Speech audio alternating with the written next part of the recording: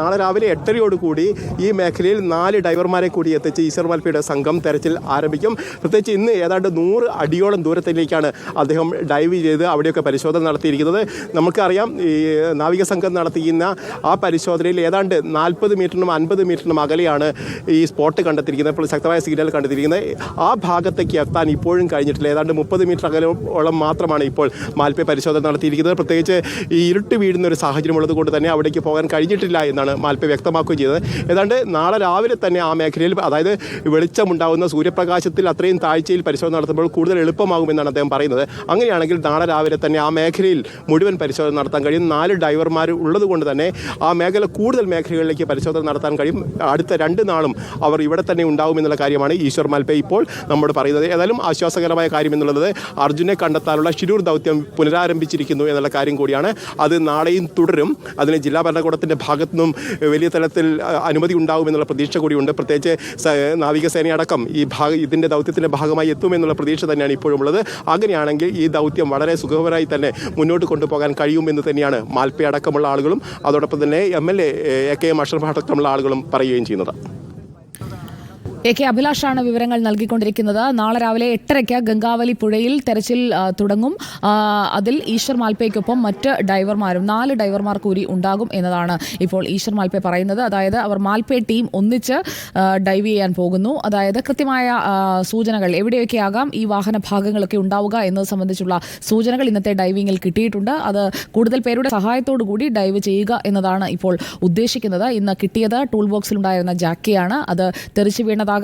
പുഴയുടെ ഓരത്ത് തന്നെ ലക്ഷ്മണന്റെ ചായക്കട നിന്നിരുന്ന അർജുൻ ട്രക്ക് പാർക്ക് ചെയ്തു എന്ന് GPS സിഗ്നലിലൂടെ മനാഫ് ഉറപ്പിച്ചു പറയുന്ന ഭാഗത്തിന് നേരെ എതിർവശത്തു നിന്നാണ് ഇപ്പോൾ ഈ വാഹനത്തിന്റെ ജാക്കി കണ്ടെടുത്തിരിക്കുന്നത്. അത് വാഹനം വാങ്ങിയപ്പോൾ ഉണ്ടായിരുന്നതല്ല, പിന്നീട് വാങ്ങിയതാണ്. അത് ഉറപ്പിക്കുകയാണ് ലോറിയുടെ മനാഫ്. AK അഭിലാഷാണ് ഷിരൂരിൽ നിന്ന് വിവരങ്ങൾ നൽകിക്കൊണ്ടിരിക്കുന്നത്.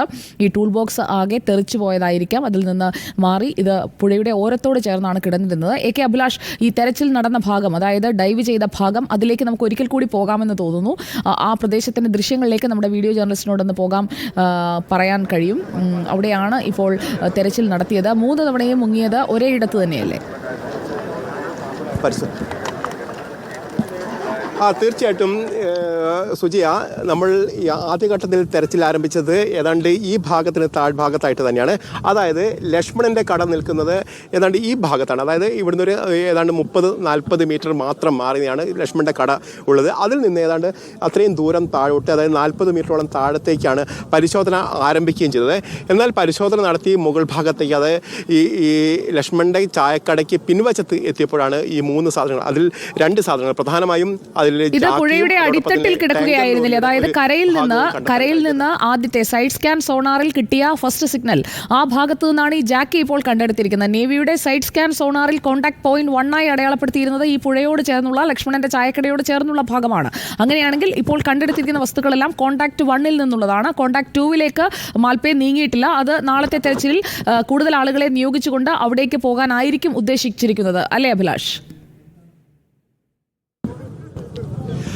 തീർച്ചയായിട്ടും. നമുക്കറിയാം, അന്ന് ഉപകരണങ്ങളൊക്കെ ഹിറ്റാച്ചിയൊക്കെ ഉപയോഗിച്ചുകൊണ്ട്, എക്സ്കവേറ്ററൊക്കെ ഉപയോഗിച്ചുകൊണ്ട് അവിടെ പരിശോധന നടത്തിയ സ്ഥലങ്ങളൊക്കെ നമുക്കറിയാം. അതായത് അന്ന് നമ്മൾ കയർ കണ്ടെത്തിയിരുന്ന ഒരു സ്ഥലം കൂടിയുണ്ട്. ആ കയർ കണ്ടെത്തിയതിൻ്റെ ഏതാണ്ട് താഴ്ഭാഗത്തേക്ക് തന്നെയാണ് ഇപ്പോൾ ഈ സ്ഥലം ഈ ജാക്കി കണ്ടെത്തിയിരിക്കുന്നത്. ആ കയർ കണ്ടെത്തി അന്ന് നമ്മൾ കാണിക്കുകയും ചെയ്തിരുന്നു. ആ കയർ അവിടെ നിന്ന് കണ്ടെത്തി അതിൽ താഴ്ഭാഗത്തേക്ക് തന്നെയാണ് ഇപ്പോൾ ജാക്കി കണ്ടെത്തുകയും ചെയ്തത്. അതായത് ഒരു കാര്യം വളരെ വ്യക്തമാണ്, ഈ ലോറി ആ ഭാഗത്ത് കൂടി തന്നെയാണ് ഈ പുഴയിലേക്ക് മറിഞ്ഞിരിക്കുന്നതെന്ന് വ്യക്തമാക്കുന്ന കാര്യങ്ങളാണ്. അതായത് ലോറിയിലുണ്ടായിരുന്ന കയർ ആ ഭാഗത്ത് ആദ്യം കണ്ടെത്തുന്നു. പിന്നീട് ഇന്നിപ്പോൾ നടത്തിയ പരിശോധനയിൽ ലോറിക്കൊപ്പം ഉണ്ടായിരുന്ന ജാക്കി ആ ഭാഗത്ത് നിന്ന് കണ്ടെത്തുന്നു. അതുകൊണ്ട് തന്നെ ഒരു പക്ഷേ ലോറി ആ ഭാഗത്ത് ഈ 3-4 എന്ന് പറയുന്ന ആ നമ്പറിലേക്ക് എത്താനുള്ള ഒരു സാധ്യത തന്നെയാണുള്ളത്. ഈ ഒഴുക്കിൽപ്പെട്ട് നീങ്ങാനുള്ള സാധ്യതയുണ്ട്. അങ്ങനെയാണെങ്കിൽ നാളെ ഈ 50 മീറ്റർ അകലെയുള്ള ആ ഭാഗത്ത് നാളെ രാവിലെ പരിശോധന നടത്തുമ്പോൾ അവിടെ ലോറി കണ്ടെത്താൻ കഴിയും. കാരണം ഇന്നലെ നടത്തിയ സോണാർ പരിശോധനയിലും അതോടൊപ്പം തന്നെ കഴിഞ്ഞ ദിവസങ്ങൾ നടത്തിയ പരിശോധനകളിലൊക്കെ ആ മേഖലയിൽ അത് സ്ട്രോങ് സിഗ്നൽ കിട്ടി എന്ന് തന്നെയാണ് നമുക്കറിയാൻ കഴിയുന്നത്. അങ്ങനെയാണെങ്കിൽ ഒരു പക്ഷേ അത് ഈ ട്രക്ക് തന്നെ ആവാനുള്ള ഒരു സാധ്യത തന്നെയാണ് കൂടുതലായിട്ടുള്ളത്. ആ മേഖലയിലേക്കുള്ള പരിശോധന നാളെ രാവിലെ തന്നെ ആരംഭിക്കാൻ കഴിയും. അങ്ങനെയാണെങ്കിൽ ഒരു പക്ഷേ ഉച്ചയോടുകൂടി തന്നെ അവിടെ ട്രക്ക് ട്രക്ക് ഉള്ള സ്ഥലം ലൊക്കേറ്റ് ചെയ്യാൻ കഴിയും. അതിന് താഴെയാണ് മറ്റൊരു സ്ട്രോങ് ആയിട്ടുള്ള ഒരു സിഗ്നൽ കിട്ടിയിരിക്കുന്നത്. അത് ഏതാണ്ട് 50 മീറ്ററോളം താഴ്ചയിലേക്കാണ്. നമുക്ക് ദൃശ്യങ്ങളിൽ തന്നെ കാണാം, അവിടെ മരത്തിൻ്റെ ഭാഗങ്ങളൊക്കെ അവിടെ കാണാൻ കഴിയുന്നുണ്ട്. ഇവിടുന്ന് വീണ ആൽമരത്തിൻ്റെ ഭാഗം കൂടിയാണ്, ആ ഭാഗത്ത് കൂടിയാണ് മറ്റൊരു സിഗ്നൽ കിട്ടിയിരിക്കുന്നത്. ആ ഭാഗത്തും നാളെ പരിശോധന നടത്താൻ കഴിയും. അതോടൊപ്പം ഇപ്പോൾ നമ്മൾ കാണുന്ന മരക്കൊമ്പുകൾ അത് ലക്ഷ്മണന്റെ കടയുടെ ഇപ്പുറത്ത് നിന്ന 2 മരങ്ങളിൽ ഒന്നിൻ്റെതാകാം. എത്ര ദൂരെയാണ് അത് കിടക്കുന്നത്? ഏതാണ്ട് ഇപ്പോൾ നദിയുടെ ഈ തീരത്ത് നിന്ന് ഏതാണ്ട് 50-60 മീറ്റർ അകലെയായിട്ടാണ് ആ ഭാഗമുള്ളത്. അതായത് മൺതുരുത്ത് നിൽക്കുന്നതിൻ്റെ ഏതാണ്ട് അതേ താഴ്ഭാഗത്തേക്ക് തന്നെയാണ് ഈ മരത്തിൻ്റെ ഭാഗങ്ങളുമുള്ളത്. അവിടെ വളരെ നീളത്തിൽ തന്നെ കാണാം. ഏതാണ്ട് ഒരു 15-20 മീറ്റർ നീളത്തിൽ 2 ഭാഗങ്ങളായിട്ടാണ് ആ മരത്തടിയുടെ ഭാഗങ്ങൾ കാണുന്നത്, ചില്ലകൾ കാണുന്നത്.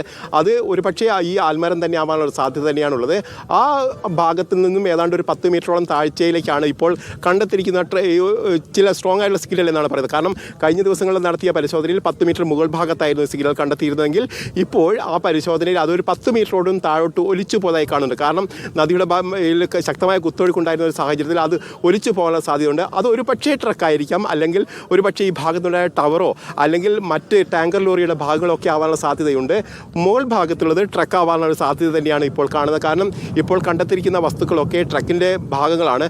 അതുകൊണ്ട് തന്നെ ഒരു 50-60 മീറ്റർ മാത്രമായിരിക്കും ട്രക്ക് ഒലിച്ചിറങ്ങാനുള്ള ഒരു സാധ്യത ഉണ്ടായത്. പ്രധാനമായും ഈ ട്രക്കിൻ്റെ ഈ ടൂൾ ബോക്സിൽ സൂക്ഷിച്ചിരിക്കുന്ന ഈ ജാക്കി പുറത്തു പോകണമെങ്കിൽ ആ ടൂൾ ബോക്സ് തകരാനുള്ളൊരു സാധ്യതയുണ്ട്.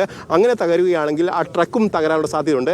അങ്ങനെ തകർന്നൊരു ട്രക്ക് അത്ര ദൂരം താഴോട്ട് പോകാനുള്ള സാധ്യതയില്ല. ഏതാണ്ട് 50-60 മീറ്റർ സാധ്യത മാത്രമാണുള്ളത്. അങ്ങനെയാണെങ്കിൽ ഈ കോണ്ടാക്ട് 3 എന്ന് പറയുന്ന ആ പൊസിഷനിലായിരിക്കും ട്രക്ക് ഉണ്ടാകാനുള്ള സാധ്യതയുള്ളത്. താഴോട്ടുള്ളത് ഒരു പക്ഷേ ഈ പറയുന്ന ഈ ടാങ്കർ ലോറിയുടെ ഭാഗങ്ങളോ അല്ലെങ്കിൽ ഇവിടുന്ന് പൊരിഞ്ഞു വീണ ടവറിൻ്റെ ഭാഗങ്ങളോ ആവാനുള്ള സാധ്യത തന്നെയാണുള്ളത്. ഏതായാലും ഇപ്പോൾ 4 സ്ഥലങ്ങൾ കേന്ദ്രീകരിച്ചുള്ള ഒരു പരിശോധന നടക്കുന്നു. അതിൽ പ്രധാനമായും നാളെ നടക്കുക ഈ കോണ്ടാക്ട് 3-4 കേന്ദ്രീകരിച്ചുള്ള പരിശോധനയായിരിക്കും. അതിൽ ആദ്യഘട്ടത്തിൽ തന്നെ 3 കേന്ദ്രീകരിച്ചുള്ള പരിശോധനയായിരിക്കും. അതായത് ഇപ്പോൾ ഈ ജാക്കി കണ്ടെത്തിയതിൽ നിന്ന് ഏതാണ്ട് 50-60 മീറ്റർ മാത്രം അകലെയുള്ള ആ ഭാഗത്തുള്ള പരിശോധന പൂർത്തീകരിച്ചതിന് ശേഷം മാത്രമായിരിക്കും മറ്റു മേഖലകളിലേക്കുള്ള പരിശോധന വ്യാപിപ്പിക്കാൻ കഴിയുക എന്നാണ് നമുക്ക് മനസ്സിലാക്കാൻ കഴിയുന്നത്.